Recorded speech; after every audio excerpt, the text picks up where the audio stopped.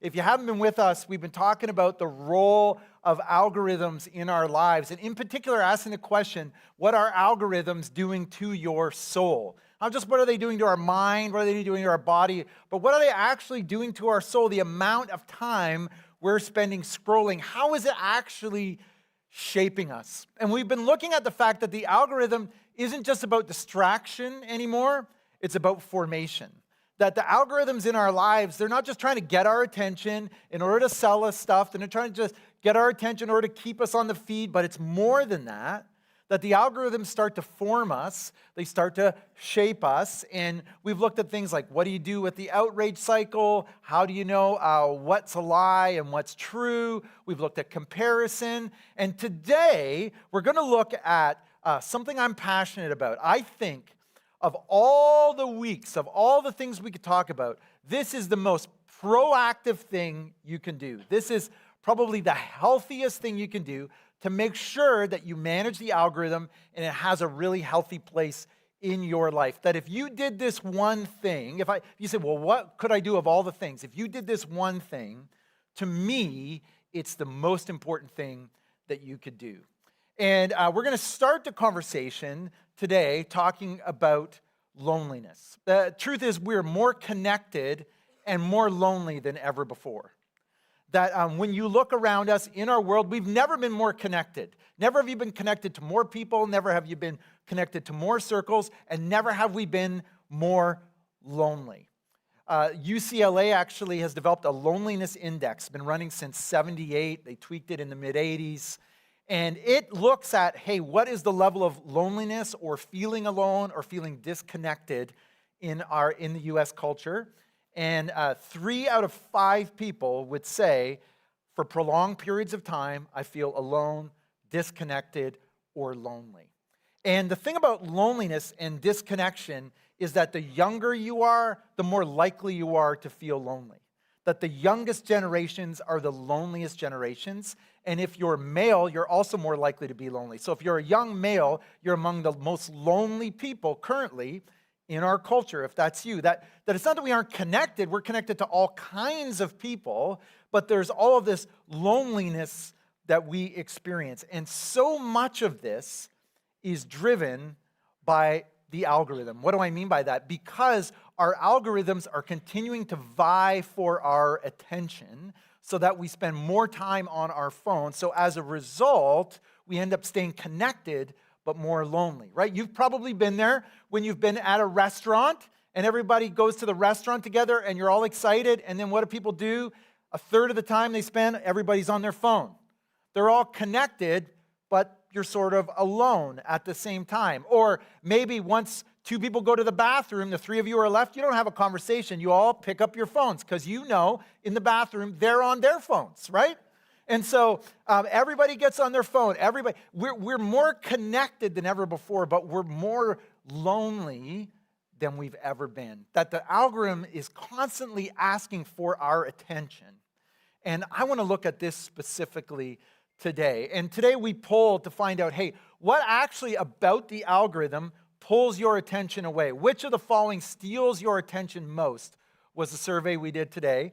And so let's throw it up here because I haven't seen this yet. So just one more video or reel. 59%. Some of you are like, I'm so glad you didn't put Clash of Clans or any games on here, okay? But just one more video or reel, 60%, 20% group chats, 21%, 11% news politics, 9% online work. Clearly, we would rather watch cat meme videos than work, right? That's this crowd. So it's that one more scroll, one more reel, doom scrolling. Oh, I'll just go on one more time. It is amazing to me how this has become so much a part of our culture, right? We can't go anywhere without taking a moment to grab our phone, go on our phone. Just look at the grocery line. Like, what did you do in the grocery line before you had a phone? You don't even remember, right? But now we all scroll, we bump into one another. We used to people watch, used to have a conversation with the person next to you, but now we're so focused. How did this happen? Where did this come from? How did the algorithm pull so many of us in? How did it create this culture where we're so lonely? And I don't want to give you a huge sociological history lesson, but I will share with you a little bit of how this began. You see, what happened is as personal consumption became more convenient, real relationships became less convenient. See, what happened is in '07, as the phone came and then social media arrived on the scene and all of these apps began to arrive, man, consumption became super convenient. Don't have to go to the store anymore. You can just buy it online and it'll ship it to your house. You don't have to go to the restaurant anymore. You can just order it on Uber Eats. It'll just come to your house. And it's amazing to me how this world that we live in, you can, at 11:30 at night, be sitting on the couch in your pajamas, watching Netflix, and you can say, you know what I'm hungry for? And whatever that thing is, you can order it and somebody brings it to your house. You don't even have to get out of your pajamas to eat whatever gourmet you want to eat or whatever burger you want to eat. It comes right to your house. It's super convenient. Shopping, super convenient. And the argument is that online connection with other people also seems convenient. Well, I can connect with people. I see this person online. Oh, their mom passed away. I can put my condolences in the comments. I can click the heart. I can do whatever it is. And all of a sudden, relationships seem harder. They seem less convenient. In-person relationships seem less convenient, right? If I said to you, oh, like, here's what I'm thinking. Why don't we all go to so-and-so's place for dinner? Or even better, why don't we all come to your house for dinner? You know what your immediate thought is? Oh, that sounds like a lot of work. Oh, having people over, I probably got to clean my house, and we got to figure out what we're going to make. We got to coordinate a date that works for everybody. And all of a sudden, in-person relationships seem a whole lot less convenient than they used to be. There was a day when it wasn't like that. But today, that's how many of us feel. If you're like, well, I want to meet these two people for coffee. Oh, like, we got to coordinate the time. I got to text them. We got to set it up. We got to get it on the calendar. And what's happened is for a lot of us, we spend more and more of our life sitting at home, in our pajamas, ordering food, watching Netflix, scrolling on, let's be honest, scrolling on social, and a lot less time than we could actually connecting in meaningful relationships with people, because there's part of it that just seems a whole lot less convenient. Relationships have become difficult. And what happens is we start to mistake, this is what I'm most concerned about, we start to mistake online things as meaningful relationship. Here are some things that we are mistaken for meaningful relationship. Likes, comments, and views. Oh, somebody, look at all these people. I posted this picture of my kids, and 55 people liked it. We think that's meaningful, that's meaningful relationship. Somebody commented, like, love your sweater. And we're like, oh man, I'm in a relationship with that person. I'm so connected to them. And how many people like my stories, and how many views we got. And we get that adrenaline rush, and we think that's actually relationship. Or surface group chats and DMs. You've been in those group chats where you go, I'm not even sure why I'm in this group chat. It's like just memes and like people updating me on the weather, or someone that always has to post that inspirational quote every morning. But like there's nothing to this. We're not having any deep conversation with anyone. This is when you see all the time, constant one-way relationships. Somebody who you follow, you know everything about them. You listen to their podcasts, you watch them on Instagram, you follow them on Facebook, some kind of celebrity. And if you ever met them face to face, you would say to them, listen, I know everything about you. I know your dog's name. I know what your kids do. I know what hobbies they do. I know what books you write. I know about the trauma you went through last year. I know about that difficult time you had at the grocery store. And you knew everything about them, and they know nothing about you. You know what that's called in real life? That's called a stalker is what that's called. But it's like, no, I have a relationship with them. When something happens in their life, you're moved by the drama of their life. You're not in a meaningful relationship with that person. You're just not. But we think that we are. Or identity and outrage groups, which we talked about a little bit. This group of people who think like I think, or are upset about the things I'm upset about. When I get with those people online, these are my people. And we start to think those are actually meaningful relationships. And that's what the algorithm partly pushes in our lives. That as our lives get more and more and more challenging, the algorithm pulls our challenging lives toward isolation. The algorithm starts to pull us towards isolation. I see this all the time. You have a difficult day, the place you go, you start scrolling on your phone. You have a difficult conversation at work, you step away to get a break, or you tell people you have to use the washroom because that's where you go on your phone, and you get a break. It's like an escapism. It's a release. And the algorithm builds that in us. It's hard. That is being hardwired into you. That like, oh, when I have a difficult time, the thing I do is I pull out my phone.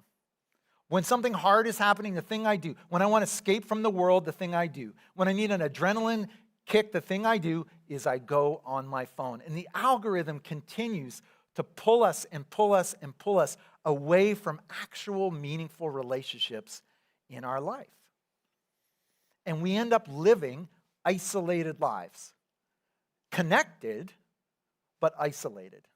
That's why in 2022, the Surgeon General in the U.S. said loneliness is an epidemic in the U.S. culture. That 50% of people in the U.S. at that point in 2022 would say, I'm lonely.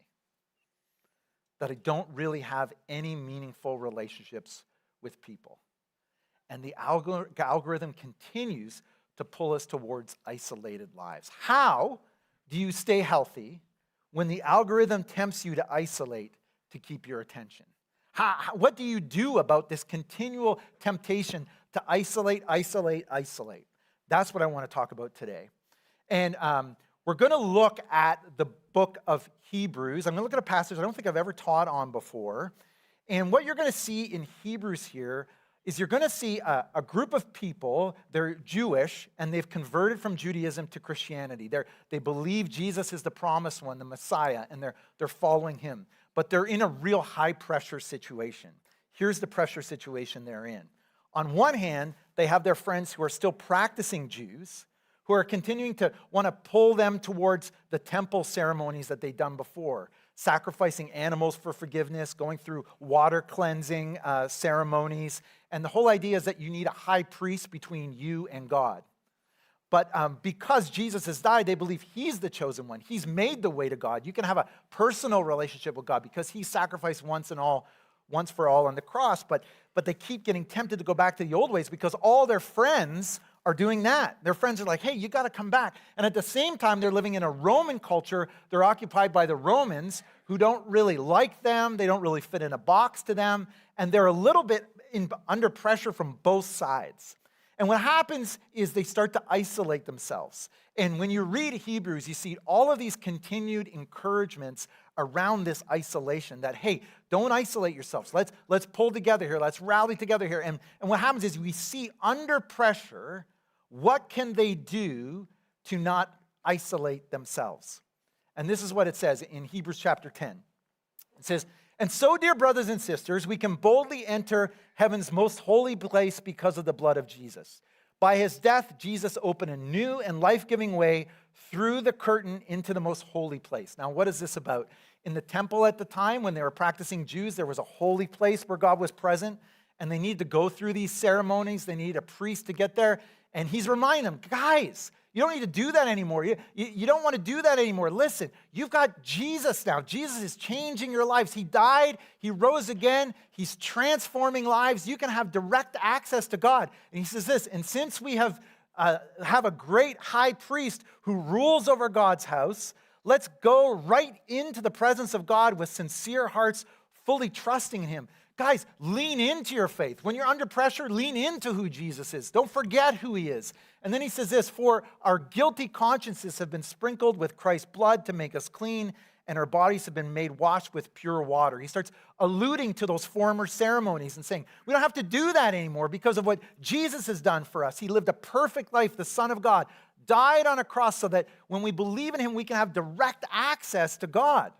Guys, you can't forget it. Stop pulling away. Stop isolating. And then he says this, let us hold tightly without wavering to the hope we affirm, for God can be trusted to keep his promise. What's interesting to me here is the choice of pronoun. He doesn't say you hold tightly. He doesn't say you affirm, he says we.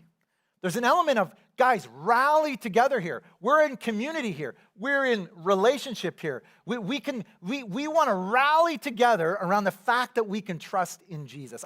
I want to give you an illustration of kind of the spirit of this passage. I don't know if you've ever had the privilege of going to, anybody here has the privilege of going to Yosemite. But Leslie and I went to Yosemite to see the sequoia trees recently. And these trees are like 200 to 300 feet. They're beautiful, stunning trees. And when you see a 200, 300-foot tree, it's a pretty impressive thing. And you think to yourself, man, for a tree to grow that tall and to stand that strong, it must have really deep roots. Like, how deep are the roots of a 300-foot tree? And these are actually us standing in front of the roots of one of them that fell over. And the roots of these 200, 300-foot trees are only 6 to 12 feet deep. So how do they stand so strong? The way they stand strong is the roots are all connected to one another. They create like a network of roots that they hold strong because they hold together. That is the spirit of Hebrews.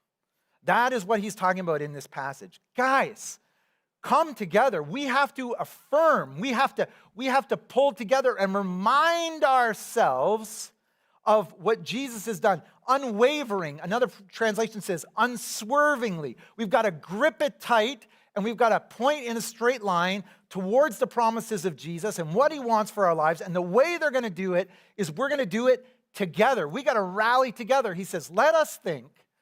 He says, let us together. This is what we're going to do. Let us think of ways to motivate one another to acts of love and good works. Now, I love this call to motivation. Because in order to motivate somebody, you have to actually know them. You have to actually know them at a pretty deep level. If you go to a trainer today and you say, hey, I want to get fit and eat healthy, you know the question they often ask? Why? And you're like, why? I just want to eat and get healthy. And they say, oh, no, but why do you want to do it? Well, because I want to be healthy for my kids, or because you know, I met with a doctor and he says I need to get healthier, and so I just feel overall I want to feel better, or they want to know the why behind it. They want to know what's motivating you. I remember the first time I sat down with a financial planner, and we were like, okay, we have to figure out how to manage our money. And we sit down, he says, okay, we're going to start. He says, my first question, what are your dreams? I'm like, dreams? I'm not here to talk about dreams. I thought we were here to talk about my bank account. But what he's trying to do is he's trying to get to know me. It's only in really knowing people that you can motivate one another. It's only in really understanding people. And this is what he's getting at is, guys, together, you got to be known to one another. You've got to get to know one another. You got to rally together. You've got to have real relationships. See, when it comes to their gatherings, these are small gatherings of people who are doing life together. He's saying, don't isolate yourselves. You got to really know one another, what motivates one another, and get in one another's corner and point each other to Jesus. To me, there's a tool that I've used before. I'm going to use it today, and I promise in the future I'll use it again because I find it so helpful. Some of you have seen it, but it helps you understand how known you really are. There was a study done by an Oxford professor. His name was Dunbar, and he looked at cognitively how many close relationships can you actually have in your life. And this is what's called Dunbar's number. And they figured out in this study that cognitively, 150 relationships is the number of relationships that you can maintain. 150. Now, 1,500 out here, that's kind of the number of names you can know. People you can go, oh yeah, I've seen you before, your name is. About 1,500, it's out that way. And 150 is the number you can maintain. And then 35 would be closer relationships. And 15 would be even closer. And then the people who know you the best, who know everything about you, is between 5 and 15. It's kind of 5 to 20. And in particular, those 5, then that's the number of people who can really know you, can really have a meaningful relationship. They know everything about you, and you know everything about them. People who can really speak into your life, the people you laugh with, the people you cry with, the people who are checking in on you, the people who know what's happening in your life on a day-to-day basis, not including people you're married to if you're married. that these are the 5 people who really know you. Now, here's the thing. If I say to you, show me your 1,500, you can do that very, very easily. All you got to do is hold up your phone and open Instagram, Facebook, TikTok, and you go, well, here's 1,500 people I know. It's easy. If I say, show me the 5 people who really know you, most people can't give it to me. Most people don't have 5 to 20 people who really know them, who know what's going on in their life, who know their struggles, who know what motivates them, who know where they failed, who know where they've done well, who are speaking to their life. Most people don't have 5 people like that. That we're really, really connected, but we're not really known. And the thing about relationships down to this end, you know what they are? Inconvenient. These are convenient, right? Like, scroll, share. But these relationships down here, the ones that we actually need, the one that the writer of Hebrews is actually calling us to, these actually take work. See, meaningful relationships, they aren't something you fall into. They're something you got to fight for. You got to invest in. You've got to spend time. You got to say, hey, let's get together for coffee. You got to say, hey, why don't you come over for dinner? You've got to say, hey, I'm calling to chat. I'm not texting, I'm calling. Some of you remember phone calls? Calling to check in on you, to have a conversation, to see how you are. Meaningful relationships, there's something you've got to actually invest in. You've got to be known. He goes on, he explains, he says, and let us not neglect our meeting together. This isn't just about church gathering, although that's important. It's about, being in relationship together. Let's not neglect hanging out together. Let's not neglect speaking into one another's lives, as some people do, but encourage one another, especially now that the day of his return is drawing near. We've got to continue to encourage one another and be involved in one another's lives and have relationship together and people who we're laughing with and we're crying with and people who we're known by. See, the answer to all the isolation in our world isn't to be connected to many. It's being deeply known by a few. And this is where the algorithm leads us astray. It makes us think that what we want in our life is to be connected to a whole bunch of people. But what you really want is to be really known by a few. Kurt Thompson, he wrote a book called The Soul of Shame, and he says this, we're all born, it's a great book, he says, we're all born into this world looking for someone who is looking for us. And what the algorithm tries to convince us of is that we just want to be connected to a whole bunch of people. And it's not what our soul really craves. Our soul really craves to be known. To have people in our lives who are going to show up when it gets hard. When you get that diagnosis. And you're like, man, this sucks. And they're going to show up and remind you who Jesus is to you. People who are going to show up when things are going great because they want to celebrate you and they want to cheer you on because they care about where you're at. People who are reaching out to you saying, hey, I know you've got that big day at work today, and I just want you to know I'm praying for you. It's being known that our soul actually craves. There's a guy named Arthur Brooks. He's a Harvard professor, wrote a great book called Strength to Strength. And in that book, he talks about real friends versus deal friends. Deal friends are the kind of friends who you're friends because of kind of a mutual thing you all want. So you're friends because you all work together, or you're friends because you all work out at the same gym, or you're friends because you all went to the same school. Those are deal friends. And the thing with deal friends is once that time is over, most of those friends disappear. Real friends are friends who it's about mutual care. You're actually together because the purpose of being together is to care for one another, to speak into one another's lives, to actually know what's happening with one another. I mean, how many people do you know that the day they retire, they lose all their friends? They're gone. It's not like they were mad. They're not like, you retired, I'm not going to be your friend anymore. They're just going to all keep working. And you're going to retire. Because they're deal friends. How do you find the real friends? How do you find real friends versus deal friends? How do you find friendships where you're actually known? The people who are going to show up. Going to show up when your mom passes away, or your dad passes away, or your spouse passes away, or the friends who are going to show up the day you pass away. And because they're going to know you and celebrate you and share stories about you. How do you find those people who really, really know you?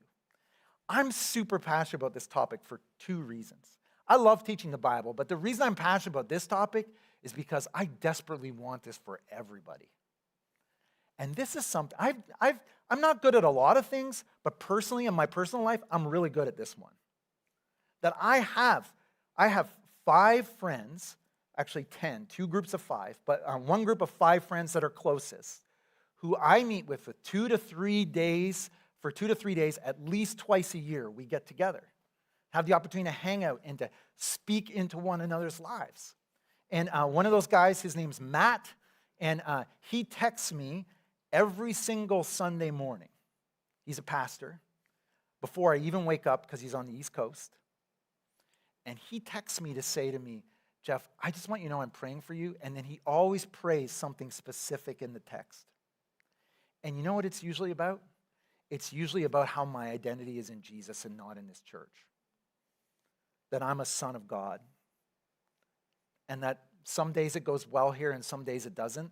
But either way, God knows me as his son. That generally is the theme.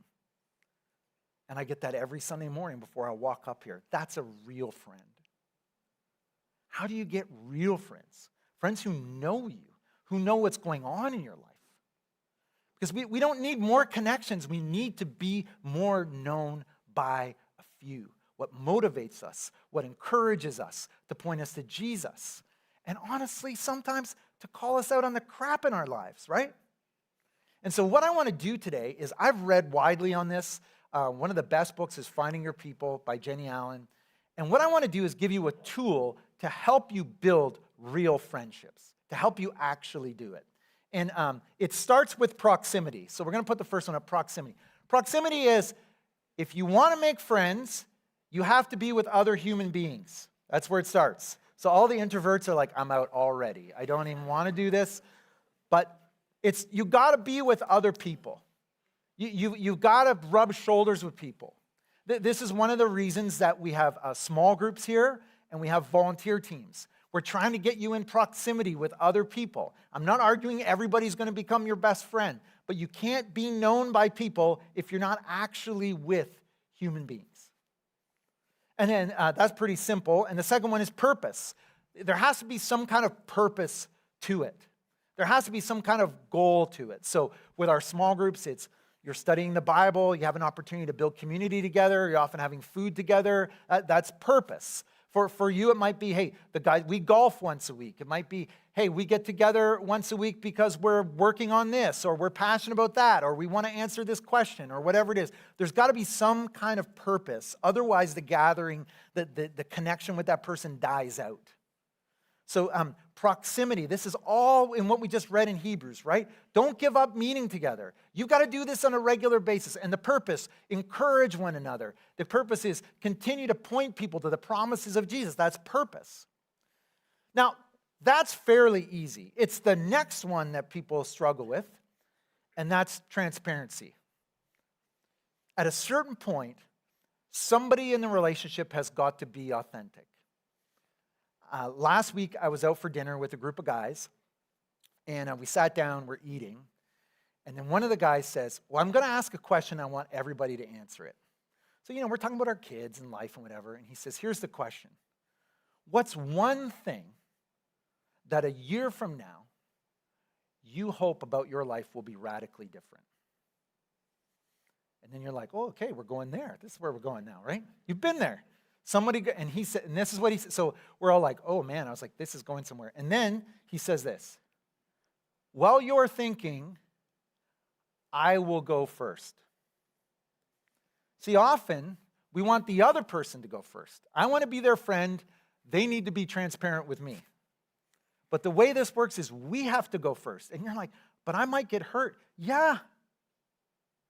I'm not going to tell you any different. You might. It's not convenient. There's nothing convenient about intentional relationships where you know one another. You got to fight for them. So to go to someone and say, listen, I want to be transparent. I want to share this with you. That's where the relationships turn a corner, is transparency, telling you what motivates me, what encourages me, where I struggle, all of those things. And then the next one is consistency. Do not give up meeting together. It's consistency. You've got to be consistent. I mean, you go out for coffee with that person, so you get together, you get it on the calendar, you coffee, golf, ski, whatever it is. You go out, you have a great time, and then this is what you say at the end, always. Oh, that was awesome. So great. Loved it. We should do it again sometime. Yeah, again sometime. And then you leave. You know what again sometime means? Never. You got to take out your phone. This is deep theological stuff. Take out your phone and put it in the calendar. This is the next time we will get together. We are putting it in right now. That at a certain point, you have to do it in a consistent way. That's why joining a team here or being in a group here, they're consistent. They're on the schedule. There's consistent purpose. That's one of the reasons we do them, because it gives you a place to build relationship. But you can do that yourself, continuing to set up, hey, we're going to get together on a regular basis, and here's why.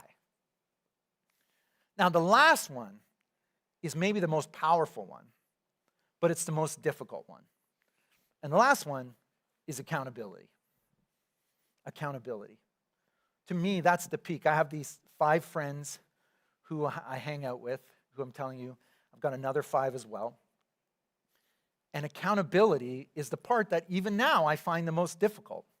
Nobody likes to be called out on their crap, right? When I'm on the phone with my buddy Chris, and I'm venting about something, and he says, maybe you really are a bad husband. And I'm like, what?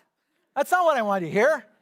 You're supposed to point me to like Grace. He's like, Grace, I think you're being a bit of an idiot, right? Maybe, I know, like, I really screwed up with my kid. Sounds like you really did. But let me tell you, God's with you. God's grace is with you. Holding me accountable, speaking in my life. Those are not easy things, but it's how I grow. It's how I get better. And people think, I would love a friendship with accountability. And usually what they mean is, I would love to hold that person accountable. But that's not what this is. Accountability is, I'm giving you, and you have to say this out loud, I'm giving you permission for you to call me on my stuff. I'm giving you permission to speak into my life. I'm giving you permission to point out what you see. That's accountability. See, at the end of the day, the algorithm doesn't give you any of this. And the other part of this is, now what you see is some people would say, well, the way that I'm known, the way that I'm going to be known is AI is going to know me. I'm going to have my conversations with ChatGPT. I don't need another human being. But man, AI can never substitute for a friend filled with the Holy Spirit, speaking in your life and praying over you. It can't. See, the answer to isolation isn't to be connected to many. It's being deeply known by a few. And my question is, who are your few? Who are your few that point you to Jesus on the most difficult days? Who are your few that point you to who God is on the most challenging days? Who are the ones who are there in the good times and the bad times? Who are the ones that when you retire, you're going to vacation with? Who are the ones that when you pass away, they're going to come and look after your spouse? Who are the ones who are checking in with you on a regular basis? Who's your circle? This is another circle of mine. I've got 2 circles. I said this is another one. We get together twice a year. I'm telling you, it's super inconvenient. We've got to, in this case, we got to get flights, we got to get places, we got to get work done, we got to cover the kids, it is very inconvenient. But without the 2 groups that I have like this, I'm not here today. I'm not pastoring a church today. I'm not leading a church today. I'm not the dad I am today. I'm not the husband I am today. I am 20% of the person I am today without this. And I want that for you. I am begging you to be brave if you don't have this. I'm begging you to be brave enough to get in proximity. And if you're like, well, I'm at proximity in purpose, then maybe you need to move with a friend to transparency. Well, I'm at transparency. Well, then maybe you need to move that transparent relationship to a consistent relationship. Be regularly with that person when you're transparent with them. And then maybe if you're like, I am regular with them, I'm transparent with them, have you given them permission to hold you accountable? And I know some of you are like, I don't even have 5 to name. I don't even have 5 to name. And if that's you, I grieve for your soul, for what you're missing. That God doesn't want that for you. And I'm not telling you that to make you feel guilty at all. I hope you don't hear that. It's not about guilt. It's just about, I'm just sitting with you in it to say, man, there's so much more for you. Jesus wants so much more for you. The writer of Hebrews wants so much more for you. I want so much more for you. But it will be inconvenient. You will have to make hard choices. Now, if you're here today and you're like, okay, I don't know where to start. I need some people. I need some proximity. It's a good time here at Connexus for you. A, we have teams that you can join. And B, we have groups currently launching. In the seat pocket in front of you, there's a card that looks like you got to flip it over to the orange side. Take it with you if you want. And you scan that, sign up for a group, or sign up for a team. Now, if you sign up for a group, I'm telling you right now, you're immediately going to go. This is what you're going to do. You're going to look at the list, and you're going to say, oh, none of these nights work for me. I wish this was more convenient. All right? If you want to be known by people, if you can't even make a night work, you are not going to be showing up when those people have a hard time. You're just not. You're not even willing to move a night, let alone show up when someone's life goes off the rails. Friendship is inconvenient. So you're going to have to pick a night, look for a night, and then you're going to go, and this is what's going to happen. I guarantee you this will happen. You're going to go, ooh, I wouldn't normally hang out with these kind of people. Like that guy's weird, and she's like, I don't know what she's doing over there, and you're going to pick it apart because these people are not convenient. Guess what? People are not convenient. And I'm not saying you're going to become best friends with everybody there, but you might become close with somebody there. And you will begin to become comfortable with being known. Because you've been trained by the algorithm, some of you, to hide for a long time behind shallow relationships and fake connection. And so this is a muscle you haven't exercised in a long time, to be actually transparent with human beings sitting in the same room. But here's the thing. It's what your soul actually wants. It's what your soul's actually looking for. And it's the most powerful thing in your life when it comes to pointing you to Jesus. Let me pray for you. God, we come to you today and we thank you for the gift of your son, Jesus, his sacrifice on the cross, the hope that is for us. God, may we have people in our lives who are known by us and who know us that can point us to you, to who you are, to a relationship with you. God, we recognize that because relationships seem inconvenient, we confess that sometimes we don't pursue them in the way you call us to. God, may we not just have great friends in our life, but may we be great friends. Transparent friends, friends who show up, friends who are consistent.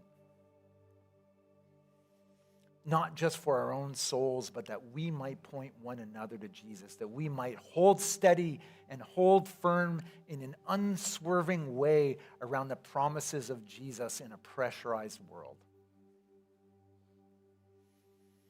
God, I pray for those who are here today that are already processing a lot. I pray that your Spirit would meet them and speak to them and bring the right people their way. May we be the kind of people who fight for relationship. And we pray this in your name. Amen.